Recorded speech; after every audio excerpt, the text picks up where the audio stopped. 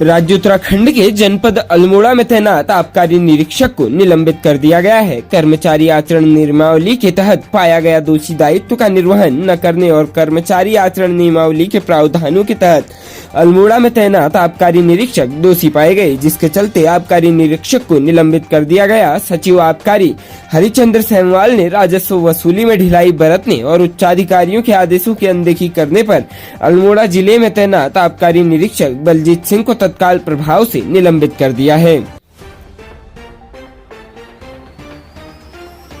पूर्व केंद्रीय मंत्री रविशंकर प्रसाद ने केंद्रीय बजट की खूबियां बताते हुए कहा कि ग्रीन एनर्जी मिशन के लिए बजट में 35,000 करोड़ की व्यवस्था की गई है। बजट आवंटन में उत्तराखंड को इसका ज्यादा लाभ मिलेगा। राज्य में हरित क्षेत्र अधिक होने के साथ ही पर्यावरण प्रहरी भी है। केंद्रीय बजट की खूबियां बताने के लिए रविवार को देहरादून पहुंचे पूर्व केंद्रीय मंत्री ने भारतीय जनता पार्टी प्रदेश कार्यालय में प्रेस वार्ता की। उन्होंने बजट को सर्वव्यापी सर्वस्पर्शी बताया।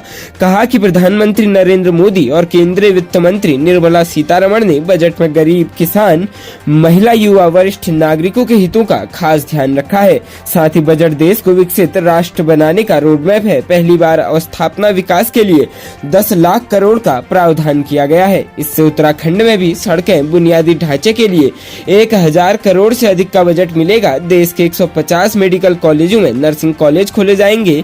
इसके तहत उत्तराखंड में भी 4 नर्सिंग कॉलेज स्थापित होंगे। कहा कि देश के 80 करोड़ लोगों के लिए मुफ्त खाद्यान्न की व्यवस्था की गई है। इस मौके पर भारतीय जनता पार्टी प्रदेश अध्यक्ष महेंद्र भट्ट, कैबिनेट मंत्री प्रेमचंद अग्रवाल, धन सिंह रावत समेत अन्य नेता मौजूद थे।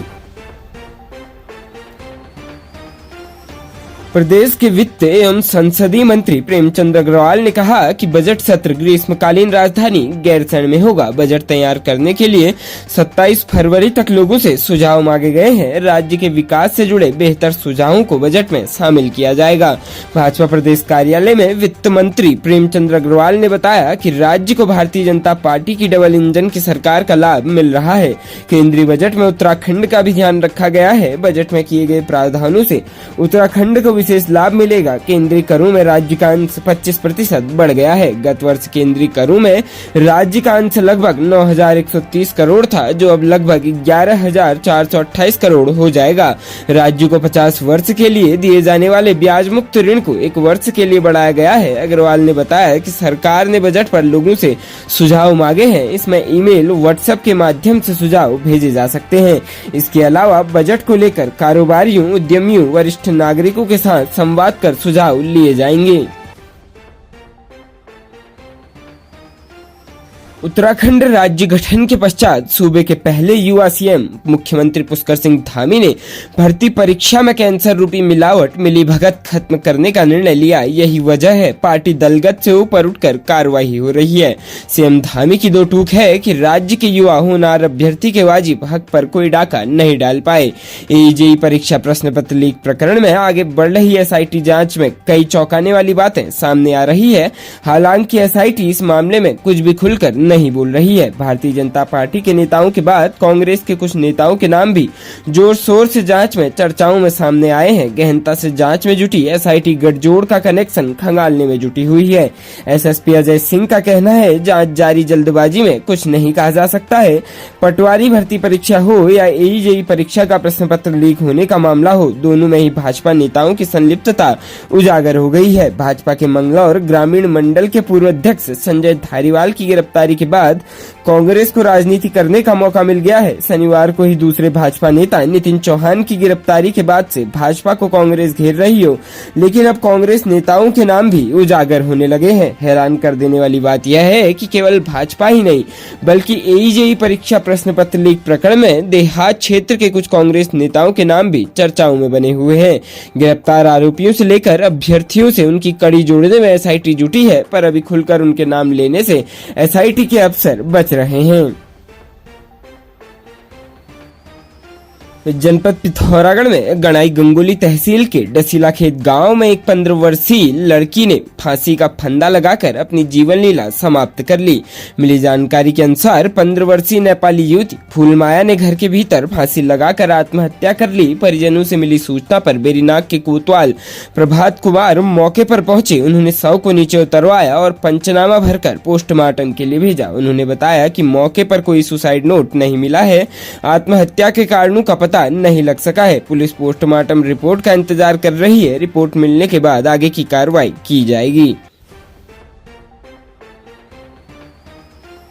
राज्य उत्तराखंड में एक ऐसा मान्यता प्राप्त विद्यालय मिला है जहां पाकिस्तान के पूर्व प्रधानमंत्री इमरान खान का फोटो लगा हुआ मिला है। विद्यालय में कई छात्राओं के साथ कई शिक्षिकाएं हिजाब पहनकर आती है। छात्र छात्राओं को पढ़ाई के बीच नजदीकी मदरसे में नमाज पढ़ने के लिए ले जाया जाता है। विद्यालय में हिंदू शिक्षक शिक्षिकाओं को कम और मुस्लिम शिक्षक शिक्षिकाओं को अधिक वेतन दिया जाता है। उल्लेखनीय है कि यह विद्यालय जुलाई में रविवार की जगह शुक्रवार यानी जुम्मे के दिन साप्ताहिक छुट्टी किए जाने के आदेशों के बाद चर्चा में आया था। हालांकि तब विद्यालय के निदेशक सेवानिवृत्त ले कर्नल कादिर हुसैन व प्रधानाध्यापिका राणा अलमास के शुक्रवार के अवकाश के आदेश को वापस लेने और लिखित माफी मांगने के बाद प्रशासनिक कार्रवाई स्थगित की गई थी।